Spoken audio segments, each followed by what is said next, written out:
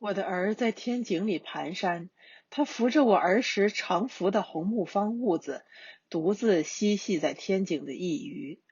他专注地玩一根竹筷子，玩了快2个小时了，流着口水，哼着上帝才能听懂的礼乐。太祖母一定是因为我的儿才没有上楼去的。他站在天井的另一角落，打量我的儿，听我儿的歌唱。太祖母走近了我的儿子，他们用非人类的语言心心相印的交谈，他们的脸上回荡起大自然赋予人类最本质的契合，日出日落一样呼应，依靠各自的心律传递春夏秋冬，使人类对应出宇宙最美妙的精华。他们在谈，没有翻译，如同风听得懂树叶的声音，水猜得透波浪的走向，光看得见镜子，瞳孔能包蕴瞳孔一样。七说：他们玩什么？怎么那么开心？太祖母回过头对我说：我死了，你从你儿的身上扯块布下来，包上他的头发，缝在我的袖口上。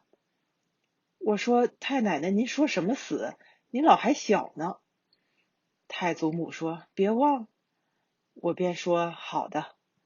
太祖母笑眯眯地说：活在世上，不论多少年，就睁开眼，再闭上眼。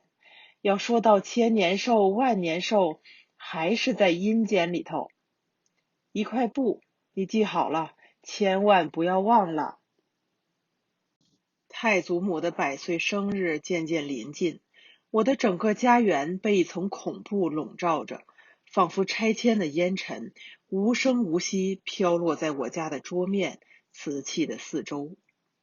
父亲的12个堂弟晚上聚集在我家，我坐在一边，太祖母的牙齿在我的想象中发出冰块的撞击声。他们闷头抽烟，他们的心不在焉里有一种历史关头的庄重气氛。没有人开口，在历史的沉默关口，最初的结论往往直接等于历史的结果。这是我们的习惯性做法。这时候门轰隆又响了一声，这一声提醒我返家的道路已把我送回了明代。这个想法增加了我内中的战力。最终父亲从烟雾里抬起头，父亲坚定地说：拔。父亲说完，拔掉头望了我一眼。这一眼使我感觉到我对历史不堪重负。我对他笑了笑，我自己也弄不懂我笑什么。许多重要的场合，我总挂着一脸的蠢笑，内心空洞如风。我相信许多人都看到了我愚蠢的笑相。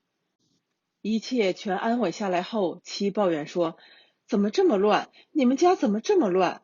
孩子的手老是一惊一惊的。我说：快好了，过2天就好了，马上就会稳定下来。妻又说：孩儿的鞋怎么不见了？我说：怎么会呢？谁要那么小的鞋？妻说：是不见了，就那双红色的，我找了很久了。我有些不耐烦，说：丢了就丢了，明天再买不就得了？妻说：真见鬼了，昨天丢了你的耐克，今天又丢了孩子的，真是见鬼了。我说：你啰嗦什么？省2句，让母亲听到了又要生事。